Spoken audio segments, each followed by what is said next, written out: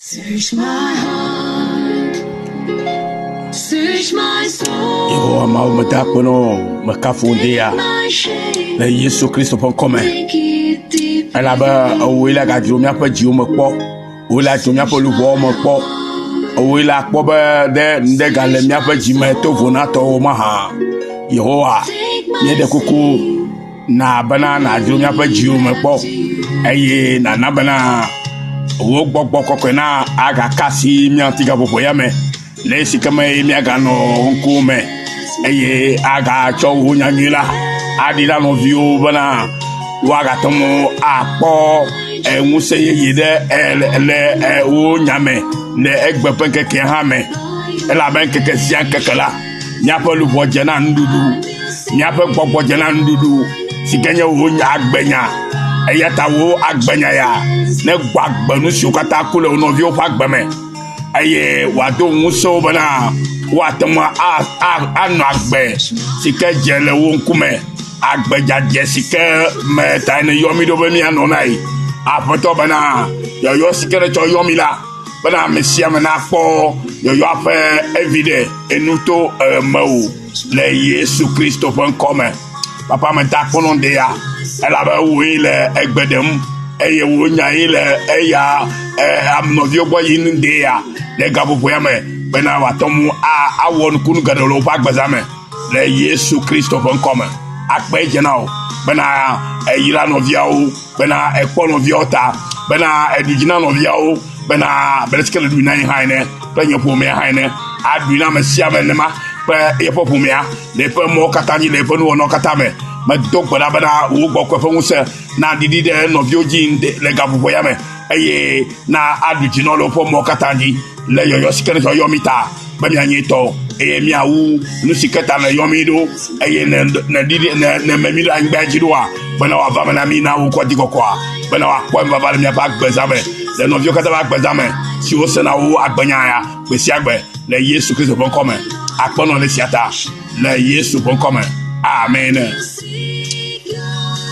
Hallelujah.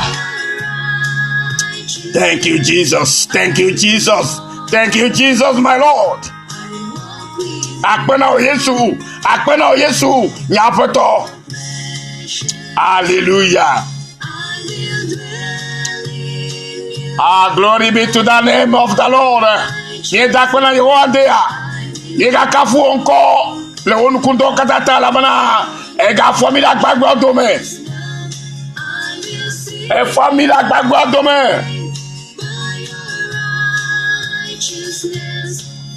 Famia no agbe now asubo.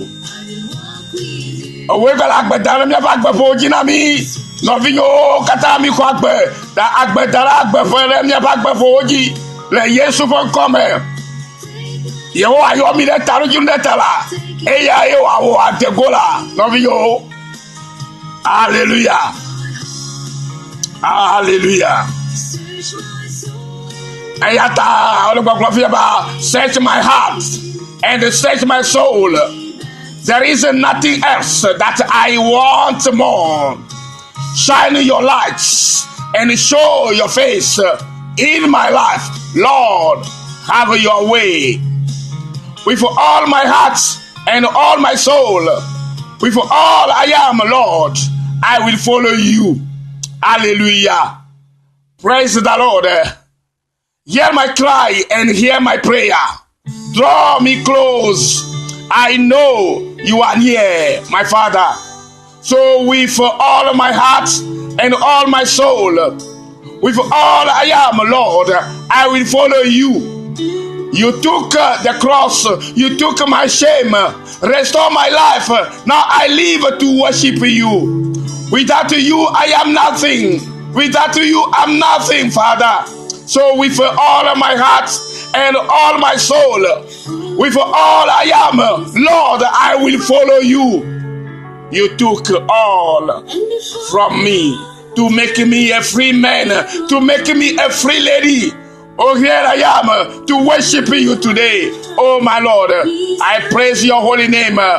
We listen the song and we praise God. Hallelujah. Thank you, Jesus Christ. Oh, Father Lord. Mettez au ami le Christ, Yesu fait comme la vie.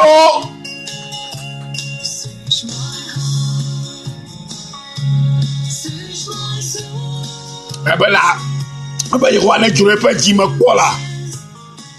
Ne dirait pas nous voir me quoi là. Et quoi ben là que hama no e me que ma nye pour l'on là. Na clé na nye que clé na clé pas bezame. Et na sta de pe comme fier les vagues bezame. La baye pour moi dit quoi non. Il faut le voir, il faut le voir plus bon là. Oh, il y a quoi, il y a quoi, il y a souvent. Il y a tout l'année, il y a tout l'année, il y a au gogo, il y a au Lagos, il y a tout là. Il y a ta quoi, il faut le voir, il faut le voir plus bon là. Il y a qui a Kafoui, il y a Jaya Yomela. Il y a toi, il faut nous voir, toi, il a dit au garanti. Et pas un pelé ou et trois dans les vagues et ben il y a Thomas à Kafoui et ya mama la ye menya na le ko ne ka le pour le mama ye do nu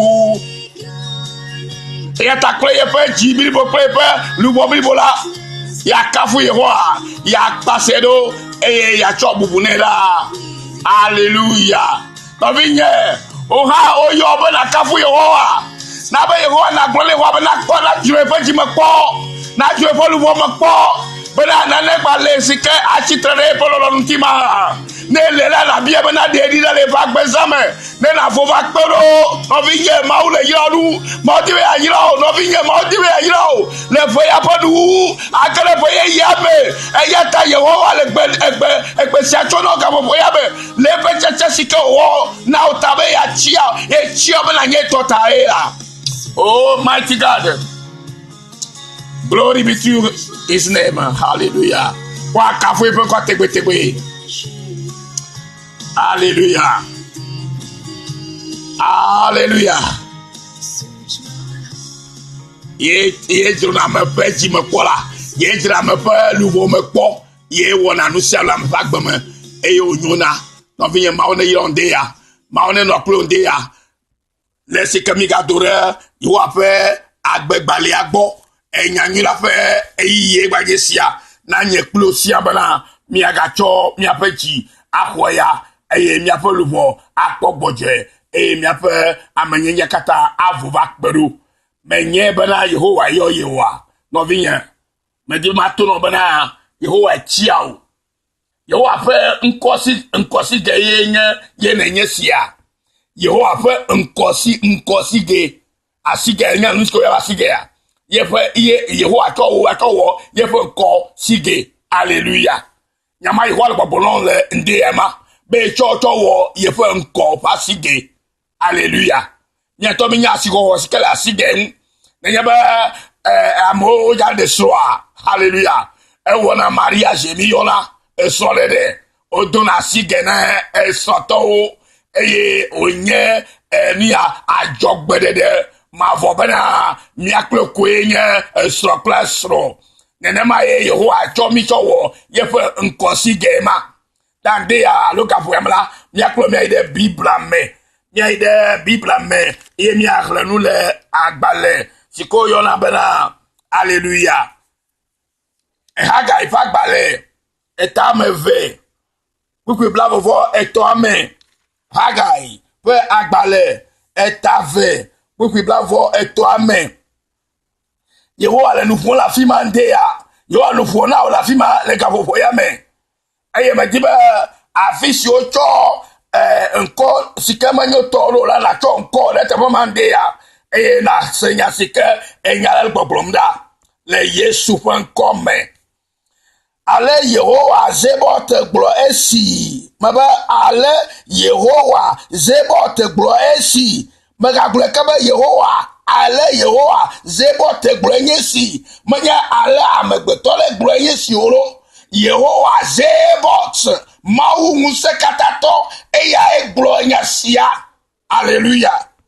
baba na aglenu le haga ife agbale eve agbele eta eve kuku blavo vo etome ale Yehowa Zebot gblɔ esi ema yi la matsɔ wò nye dɔla ekɔmi edzagba ƒe vi awɔ ŋkɔgbesige elabena woe metia Yehowa Zebot gblɔe. Nɔvinye nyɔnu nɔvinye ŋutsu ɖekakpui ɖetugbe meyɔ wo ndea meyɔ le gaƒoƒo ya me bena meɖe kuku nɔ be natrɔ yi ɖe agbalẽ si ke mi xlẽ fifia si ke nye Hagai ƒe agbalẽ eta eve kpukpui blavevɔ etɔ̃ Mawu ƒe nyae le gbe ɖem le fi ma eye wòtsɔ to yeƒe dɔla dzi Yesu nyo dzi Mawu lolo yiram avɔadziɖola dzi na o bena nate ŋu axɔ nya ya le gaƒoƒo ya me si ke Yehowa le gbɔgblɔm la le ale Yehowa Zebot gblɔ esi ya Yehowa le gblɔm na o bena ema yi la matsɔ wò nye dɔla o si ke nye Yehowa ƒe dɔla o si ke Yehowa ƒe subɔla owo nye ƒe dɔla eye medi be afi si wotsɔ Zerubabel ɖo la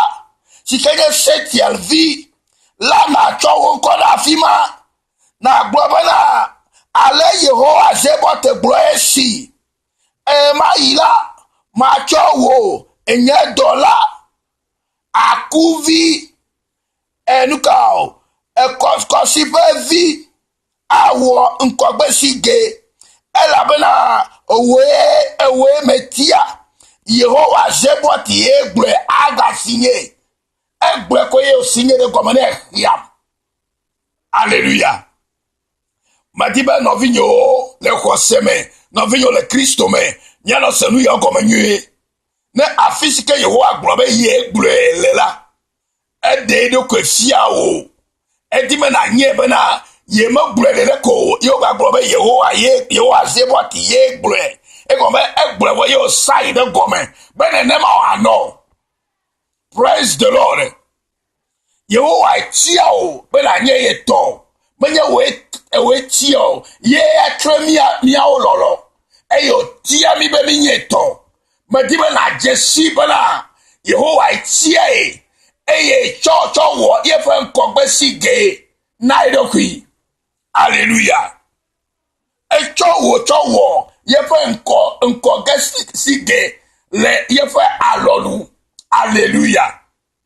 Eya ta wògblɔ le nyaŋɔŋɔ sia me eye mi ɣli eye wògblɔ be ale Yehowa Zebot gblɔ esi ema yi nye kakamo ye nye gbe ye nye fifi ye nye tsɔ si ke gbana na o ye nye gaƒoƒo yawo me na o Yehowa be ye tɔ tsia o be la nye eƒe dɔla eye ye tsɔ wo ya si ke nye famille ma ƒe via tsɔ wɔ yeƒe ŋkɔsige elabena ewoe metia Yehowa tiam Yehowa tia wo hã nɔvinye do dzesi be le esi ke Yehowa tia ɖe etsɔ wɔ ŋkɔgbesige na eɖokui eya ta wòle gbɔgblɔm na wo bena le hallelujah be nu si ke gɔme edze kpli o la eyawu nu eye dukɔwo katã woanya bena eye tiɔ nyateƒe. Hallelujah. Praise the Lord. Eya ta nenye tomitɔ ɖe agbalẽ si ke woyɔ be Zacharia ƒe agbalẽ tame ne miayi ɖe me ne nakpɔ nu si ke wogblɔ tsɔ le ŋti tsɔ ƒo ta le nya la. Zacharia ƒe agbalẽ eta ene tso kpukpui amadea me. Tete wòɖo ŋu gblɔ nam bena Yehowa ƒe gbe na Zerubabel nye si. Gblɔ le afi ma be tete wòɖo ŋu gblɔ nam bena Yehowa ƒe gbe na ekɔmi nye si. Yehowa ƒe gbe na ami nye si. Yehowa ƒe gbe na dadavi Josephine nye si. Mava me to avakɔ alo ŋusẽ me o ke boto nye gbɔgbɔ dzi. zeboti ye blue. You abele. Yele nde wagala gbome. Lesike e choto wo ye fen kokbe sigeta. Enu sike ya wala. Meja to nukamo. Meja to enwuse. Alo kale wa mo o. Kamo to ye fen gbogbo me dede ko. Tete odo ngugbo na mbena. Yo afek bena ekomi yenye si. Ma va meto avako alo musemo o. Menya avako me yato. Menya musere ke me yato avamo. Kamo to nye gbogboji. Yo azeboti ye gloe. Alléluia. Et toi, il est amadré à me. Les Zacharia, pas les Zacharia, peu agbale eta enesiame. Pour adrelia. Wo toga, toga, nenye nukake, nenye ha. Azu badafele, ekomi unkume. Eyama ade etamepe adoe. Eye wano elidombe emenenyo ne. Yehowa be ya nabe eme anyo na wo. Eya tayo chocho wo yefen kogbe si gedo. Eyo gbalekpe do jino le tefe ya bede. Alléluia. Menyoto avako alokple museme yo o. Keboto yefe gbogbo kokwe fe ezore de meye. Eya tayo nyabe gbogbo kokwe la. Nano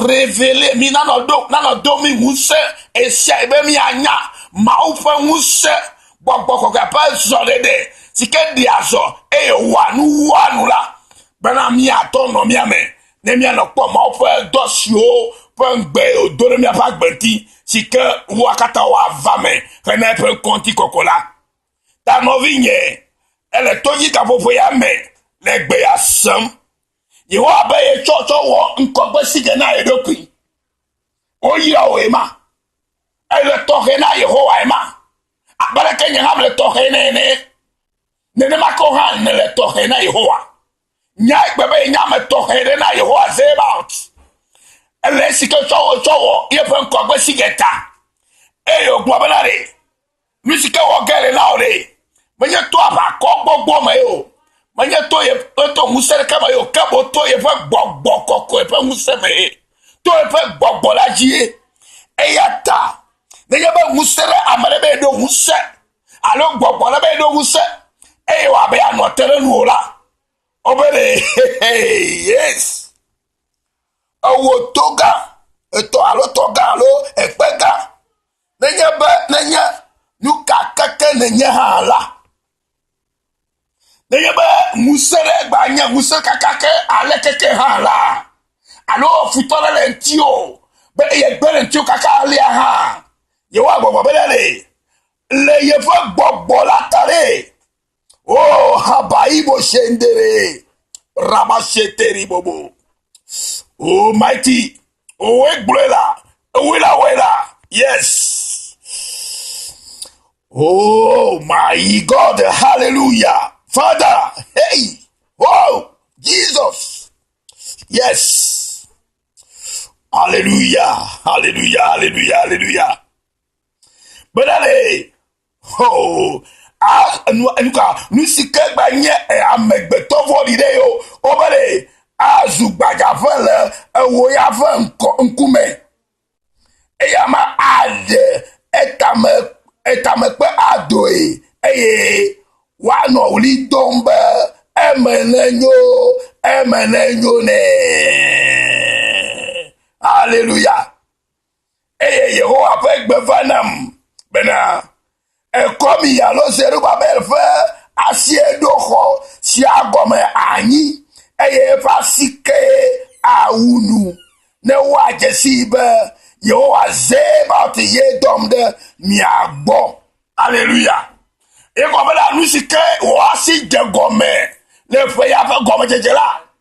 Aunu ne ma nye. Ta troma non tio la be ma fe gbogbo ile woge. ne me di be na on to la ide agbale siko ya be Zecharia ba agbale eta me ne me na le cho kukui ade he de kukui ame asire keaji obeke atofe ya gomele alaga unu nyela ela be eto gome pe Yehowa fe gbogbo eye aga unu pe Yehowa fe gbogbo fe nguse eye nu sukata jine to eye na tibe ya wonde afi fiala unu la obe ava me no ne ma pe ela bo kwa be Zerubbabel fa sie to hosia tutu eye fa sike la uenu e gomela mawu sikenya alpha klo omega gomete pelu la awu fe sia plio le jiruru me awu fe sia nu klo le jiruru me e la ga jeye ya me pe jiruru ela bena Yehowa fa sise se le jio ela be Yehowa cho wo e fe nko gbe sige eye nguse kama to lo tere nu wo po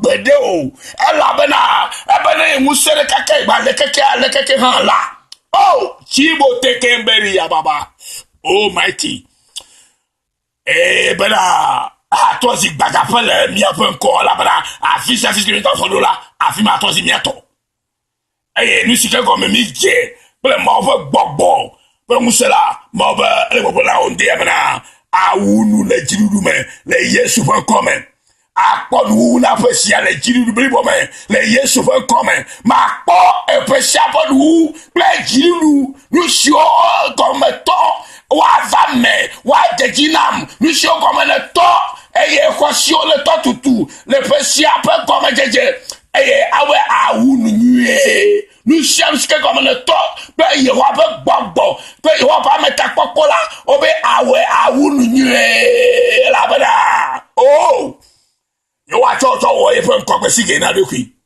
hallelujah me yo we ga de ko ye fe gbogbo enu awo mde nu ma fi yen ma di bela doje sinyaya ye fe gbogbo enu awo le nu e ta ma di bela doje sinyaya aye na nyabela Yehowa ewo efo ho ye je na koma ye wu na nue futa to ba to aba bi akan kono musike na di bi awo e awu na fe yamala a di bi aba kan wona aje oda ala bela o don gbere ti o bana owoji owo fasiji ato ya won kunu ya hallelujah le o ga mo nyan le o la me se nyan me o yiro ala bela yo ma do ngbe daji o abela Zerubbabel fe asi do khosia gome ani nisi gome le do ani to fe siabe gome jejira eye fe asike awu enu ne wajesi be Yehowa seboti ye dom de mi agbo hallelujah ne wajesi be Yehowa to ene nyela asisi kele choto no gome le mo fe gbogbo sikele jio le fe 2017 ya sikele ya wunu zarea obe le sike to gome pe jirula ne na kana wunu pe jiru ma yo bona Zerubbabel afia wonye Zerubbabel enyenye Zerubbabel le Yesu Kristo va come bela mi siko mi je ne ba si o to gome la mi awunu owe le ko nyere to fa ya me awu ko tutu anu nwie owe do glide bela ye wa na kwenti awunu obe awunu nwie o ta gbanyere gome obe ala agbara jejino o le moko na le onu ala fa me no le pesi aponu le Yesu fo come la ba ye wa awu no awu o fu pepo no awu wa ya du no awu o wulele onu no le Yesu fo come ma bele kwanya ya na men na no vi o la ba ma wo nu ku le wo gbe ne ba gbe me ele wo gbe wa gbe o me ele wo le Yesu Kristo fo come le ko sa ba me no John ko da le Zerubbabel pete we de ya John ko da le Zerubbabel pete we John ko da le Yesu yo oyiram maulolo afajidula hey baba ye komi baba ye komla baba ye jo baba ye fi o baba ye Florence baba ye fi baba ye kwasi baba ye Zerubbabel ke wa te pasiji atonde comme quoi aga te pasiji awunu anu nue le ba gbezame fe na wa je sibana ye wa mawe chiaye ye pe dole ye la rabo shabo tekeri baba mighty we wona nukundo ya o me dak bolonde ya de no visio kata ko agbenya ya ye pe do na ila ko mo ba lo agbezame le Yesu Kristo pon come ma on ira no bien na no de di na no se siere na wunu katanu na pesa po nu kle jijo popo enu si o mo hla gasi o mo hla po yo hla gbe na la fisia million e la hla fisia million yo la hla me bo be million ya la hla ya ko beleko me gbo nya de agbo tinde ya me gbo ya la ti o la bada million la o jama yeta me mo ja la hla la bada yesu chomi so wo e pe ko sike hey ye gbo be nu sike nya pasi to gomola mi awunu ha kle jidudu ya ko beleko me va mo eva me now avec ce que va me là haine les yesu pas comme eva me na mi la me ma fo dola ni nya ma on yi logere na ke kan de jino na ko se na de jino e fe ya si ke ya e de se ba na de jino e na wunu kle jidudu le na je ya goma mi a je ya goma kle jidudu mi a je ya goma kle jidudu e mi a je se ha wa kafu yo wa ma on yi lo fe ma on yi oto ma on yi no po yo wa na de jino le wagbe sam kata me akbe le senya ya eche de dome okwe abelesike nyale ne egbo kokwe ba de monokere ka ba be isare bye bye.